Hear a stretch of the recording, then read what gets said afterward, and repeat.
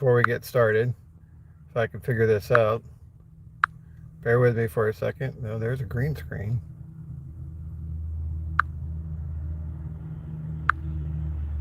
Hmm. Okay. Let's try that one. Yeah, that looks good.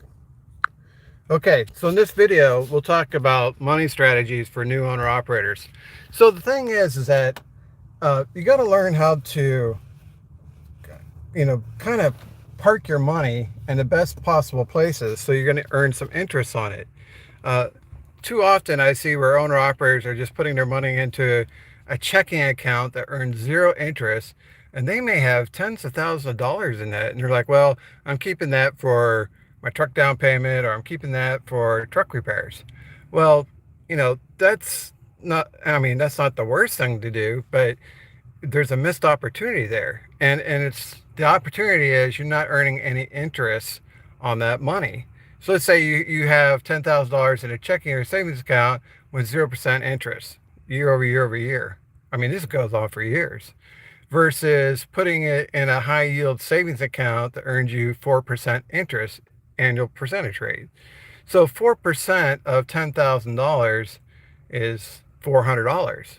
Let's say you kept it for 5 years. Well, that would be at least $2,000, probably more, because you're going to use compound interest. Compound interest is where you earn interest on your, what they call the principal, plus the previous year's interest. So like the first year you made $400. So now your new balance is $10,400. The next year you take 4% of $10,400, not just $10,000. So it's more than $400. And then so on and so on and so on. So it's interest on top of interest, year over year over year. So, that's something to consider. And then beyond that, I would recommend Professor G's, and I'll put a link in the description when we're done, three fund portfolio, because that's going to give you three types of ETFs or index funds to choose from, where you can put your money to work. So, for example, it'll give you a dividend ETF like SCHD.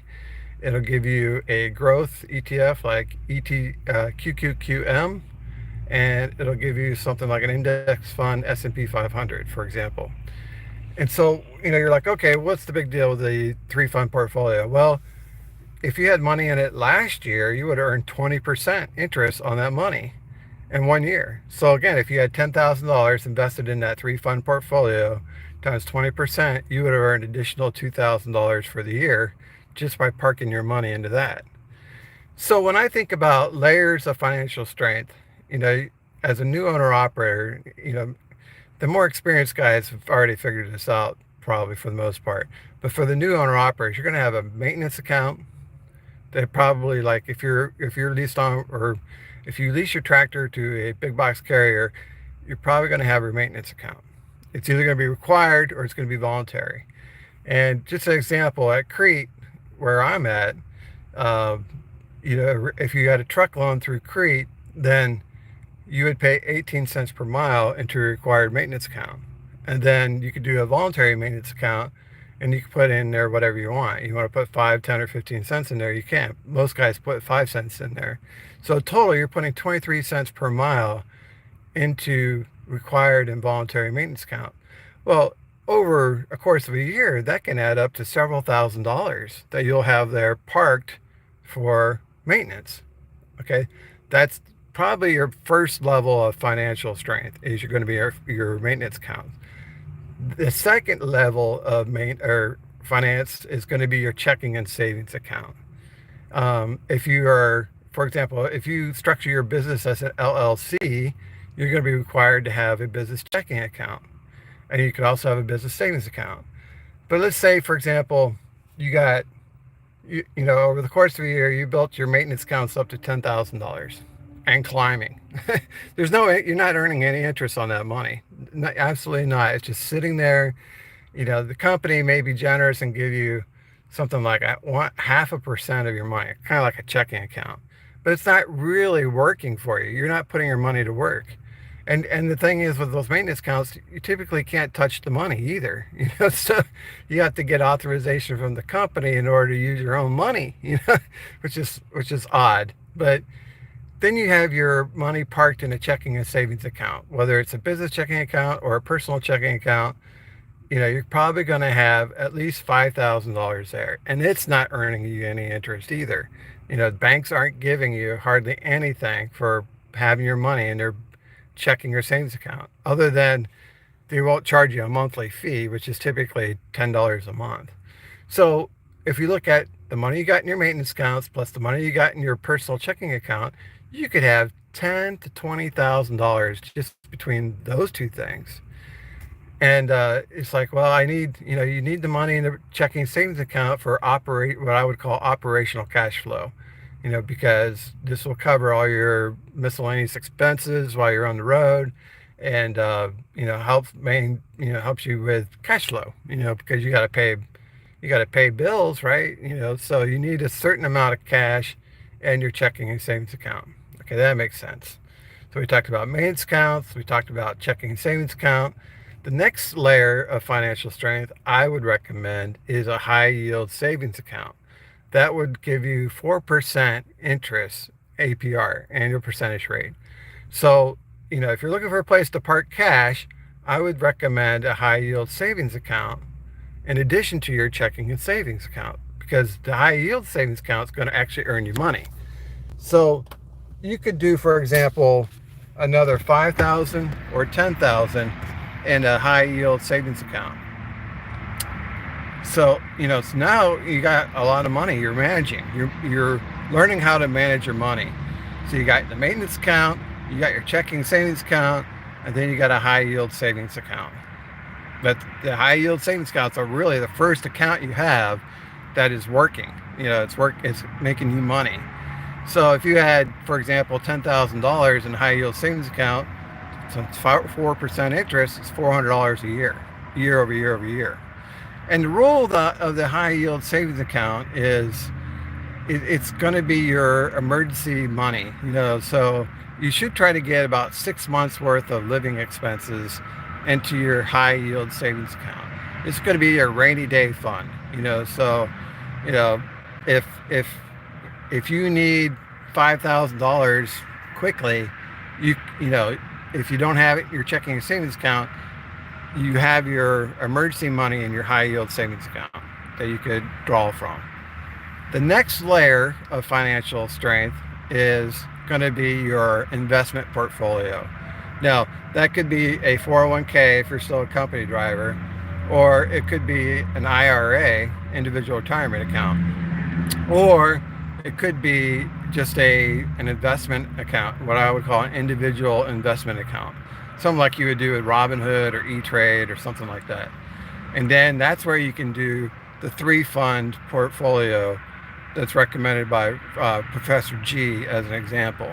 And this is where you're really going to put your money to work, because this money is going to earn you at least 10% on average year over year over year. That's the historical average of the S&P 500. The average return over the past 50 years has been 10%, at least. Last year it was 20%. So let's say, for example, you had $10,000 in a 3-fund ETF, and it earns you 10% interest. Well, 10% of 10,000 is $1,000. So year over year over year, you're going to increase that fund just by having it sit there by $1,000, and you'll get compound interest year over year over year. So these are layers of financial strength that you should think about. In addition to that, I would recommend you get a business credit card. And for me, I started with the American Express Plum card, which I highly recommend. It gives you 60 days to pay without any interest. And if you pay it off in 30 days, you get 1.5% cash back. So I'll put a link of that into my description as well. Other business credit cards, if you're a veteran or related to a veteran, then you could do Navy Federal Credit Union has a business card, and I got approved for that, and that was like $25,000, which was outstanding. And you're like, okay, well, if I have all this money in my maintenance account, and I have money in my personal savings, my personal checking, my personal savings account, and I have money in a house savings account, and I have money into a investment portfolio, why do I need a business credit card? Well, when you have a truck repair, and say you're at Freightliner and it costs you $10,000, it's more convenient to pay with a business credit card, for a number of reasons. One, you don't have to touch your maintenance account if you don't want to. Secondly, that's a very easy transaction. It's very easy to hand them the business credit card, and then you can pay it off at your convenience, a later date, 30 days or 60 days, whatever you want to do. Versus trying to make multiple transactions. Like say it's $10,000. So you're thinking, okay, I'll cover this. I'll get $2,000 from my personal savings. I'll pull $5,000 from my house savings account. So that's $7,000. I'll pull $3,000 from my investment portfolio. By the time all those transactions take place, and there's holds on that, there's a little bit of waiting period, it could take 3 days for all that to clear, for you to accumulate all the money you need to pay for a truck repair. That's kind of burdensome. It's going to make you wait. Your truck gets repaired. You're at the facility. They give you the final bill, and you're like, okay, hold on a second. I gotta get my money ready, and it's going to take 3 days. Well, that's not practical. You lost 3 days worth of driving. And for a small business owner, that could be several $100s a day in gross revenue. So you lost 3 days, $700 a day, lost opportunity to make money. That sitting there waiting for 3 days will cost you $2,000 to $3,000 in lost opportunity, because you're not driving. You're just sitting there. Your truck is ready, but your finances aren't ready. So it's much easier to just give them a business credit card. You got the money in the bank. You got the money. It's just a matter of paying off the credit card within 30 or 60 days. So there's levels, there's layers upon layers upon layers of financial strength that you can draw upon. And this could take you, as a new owner operator, this could take you your first 5 years of being an owner operator to get your finances all straightened out, where it's situated just the way you want it. And along with that, as you're doing all these things, you're paying off debt. You got to get out of debt. You got to pay off them personal credit cards. You got to pay off them car loans, so student loans. You may not, there's nothing wrong with having a house payment. I don't think anyone can really afford to pay off their house, when they're first starting out as a new owner operator. So carrying reasonable amount of debt, like a house payment, that's understandable. But other things are just nuisance loans. A student loan is a nuisance loan. You should just pay that off. You'll feel great when you pay that student loan off. Pay them cars off. You're going to make some good money as an owner operator. And over the 5 years, you're building these financial layers of strength. You're paying off your debt, and you're improving your credit score. And believe it or not, you can get your credit over 800. A good credit score is awesome to have. An 800 score is perfect. It's ideal. You'll never have a problem getting approved for any kind of loan if you can show that you're making good money as an owner operator and you have excellent credit. So I think a 5-year plan, from when you start as a new owner operator to the end of 5 years, you should be setting goals. This is what I want to do for my finances, within the first 5 years. I want to get all my layers of financial strength built. I want to pay off my personal debt. I want to get my credit score over 800. All right, guys, I hope that, points you in the right direction. I'll probably, touch upon this topic over and over and over again, but this has worked extremely well for me, and I highly recommend it. All right, guys, thanks for watching. We'll see you on the internet.